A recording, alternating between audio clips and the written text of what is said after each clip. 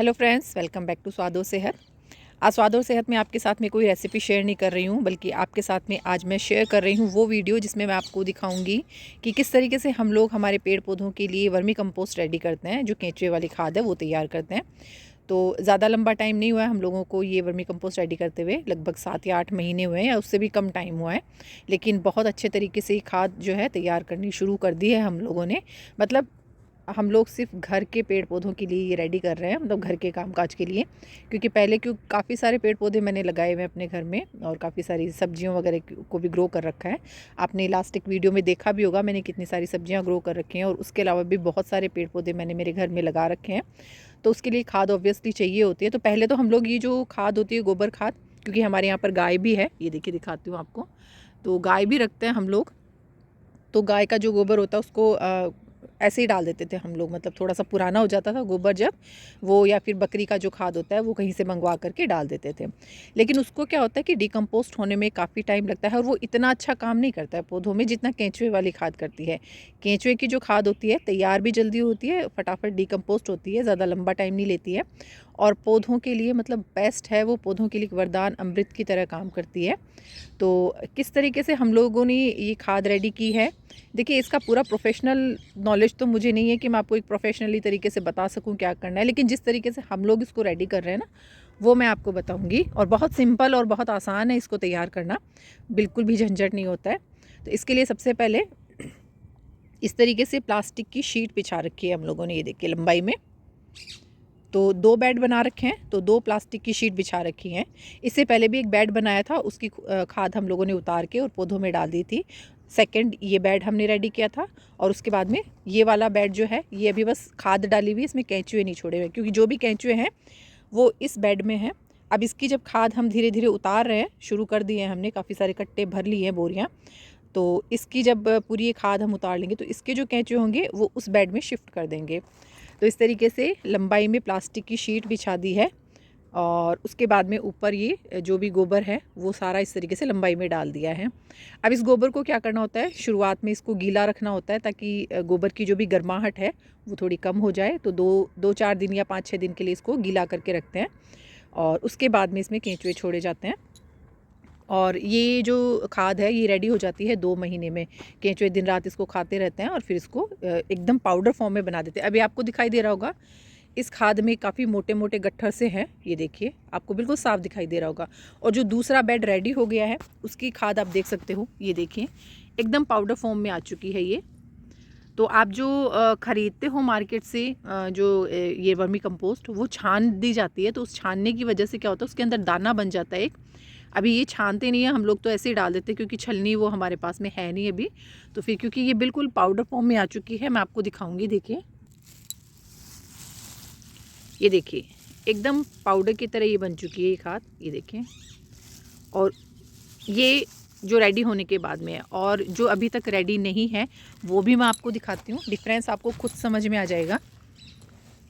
ये देखिए इसमें ये इस तरीके से मोटे मोटे गट्ठर हैं, और ये कच्ची खाद है। अगर आप ये पौधों में डालते हो तो पौधे आपके ख़राब भी हो जाते हैं, फंगस लग जाती है पौधों में। तो क्योंकि ये जो है वो डिकम्पोस्ट नहीं हुई है अभी, और इसको यहाँ पर डाले हुए लगभग 2-3 महीने हो चुके हैं, फिर भी ये इसी तरीके से पड़ी है। और ये वाली जो खाद है ये सिर्फ 2 महीने में इतनी बढ़िया तरीके से रेडी हो जाती है। तो चलिए मैं आपको बताती हूँ किस तरीके से ये रेडी करनी है।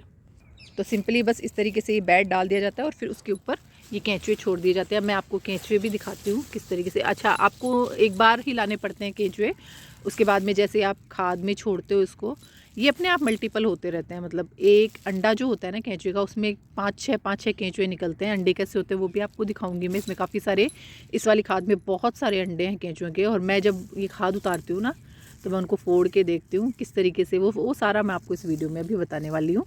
तो यहाँ पर देखिए मैंने यहाँ पर काफ़ी सारी, तो ये जो खाद है ना वो बोरियों में भर ली है। यहाँ देखिए ये कट्टे भर के रखे हुए हैं। 1 2, एक ये है 3, एक ये है 4, और ये 5। तो 5 बोरियाँ भर ली हैं, और अभी 5-6 बोरियाँ इस वाली खाद में और भरेंगी। तो ये क्या कि बहुत ज़्यादा टाइम हम लोगों को मिलता नहीं है, मैं घर के कामकाज में लगी रहती हूँ, हस्बैंड भी अपना काम संभालते हैं। तो फिर जब भी हम लोगों को 1-2 घंटे का टाइम मिलता है तो हम लोग ये खाद उतारते रहते हैं। चलिए अब आपको मैं केंचुए दिखाती हूँ। जहाँ भी हाथ डालते हैं ना इस तरीके से भर भर के केंचुए आते हैं। ये देखिए, ये हैं केंचुए, ये अर्थवॉर्म्स हैं जो कि आपके पौधों को बहुत अच्छी खाद बनाकर देते हैं। ये देखिए, तो अभी इसमें ये केंचुए हैं। अब इसको धीरे धीरे ऊपर, ये जो केंचुए होते हैं ना, वो नीचे की साइड में रहते हैं। स्टार्टिंग में ऊपर खाते जाते हैं खाद को और उसके बाद में ये नीचे शिफ्ट होते जाते हैं। तो हम लोग क्या करते हैं, इसको बस इस तरीके से हल्की हल्की इसकी लेयर जो होती है ना, वो इस तरीके से इकट्ठी करते जाते हैं और फिर यूँ हल्की हल्की लेयर को इकट्ठा करके ऐसे उतारते जाते हैं। तो उसमें ऊपर वाली लेयर में केंचुए नहीं होते हैं, तो वो ईज़िली उतर जाती है। वैसे जो इसका बिज़नेस करते हैं या ये जो लंबा स्केल पर इसका काम करते हैं, वो इसके लिए छलनी रखते हैं। तो उस छलनी से क्या होता है, वो केंचुए छन जाते हैं। और अगर केंचुओं को अलग करना होता है हम लोगों को, तो हम क्या करते हैं, गीला गोबर होता है उसकी इस तरीके से मोटी मोटी गांठें बनाकर गीले गोबर की, और वो जगह जगह पर डाल देते हैं। यहाँ जैसे से गड्ढा किया और मैं यहाँ पर वो गोबर की गीली वो एक बना करके इसका मोटा सा गट्ठा सा, और वो यहाँ डाल देते हैं। तो जो भी केंचुए होते हैं ना, वो सारे उस गीले गोबर की स्मेल से उसके गोबर के इर्द गिर्द आकर इकट्ठे हो जाते हैं। तो फिर वो पूरा का पूरा गट्ठर उठा करके और दूसरे वाले बेड में शिफ्ट कर देते हैं। तो इस तरीके से इन केंचुओं को हम लोग इस खाद से अलग करते हैं। और ये वाली खाद 2 महीने में रेडी हो जाती है। और इसको बनाने के लिए इसको गीला रखना पड़ता है। मतलब ये जो गोबर खाद है ये सूखनी नहीं चाहिए, इसके अंदर नमी बनी रहनी चाहिए। तो इसमें 3-4 दिन से पानी डाल देते हैं, फिर 4-5 दिन जब वो पानी हल्का हल्का सूखने लगता है तो हम इसमें वापस पानी डाल देते हैं, यानी नमी इसके अंदर बनी रहती है। कट्टों में डालने के बाद में भी आपने देखा होगा ये खाद नम सी रहती है, तो इसके अंदर इसको गीला बना के रखा जाता है।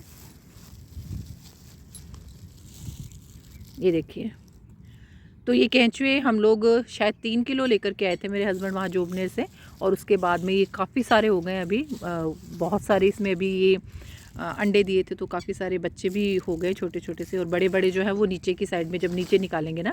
और कुछ कुछ केंचुए जो होते हैं इन शीट्स के नीचे भी चले जाते हैं, ज़मीन के अंदर भी चले जाते हैं। लेकिन देखिए वो तो नेचुरल है, थोड़े बहुत तो मरेंगे भी, थोड़े बहुत तो साइड में भी चले जाएंगे मिट्टी के अंदर भी।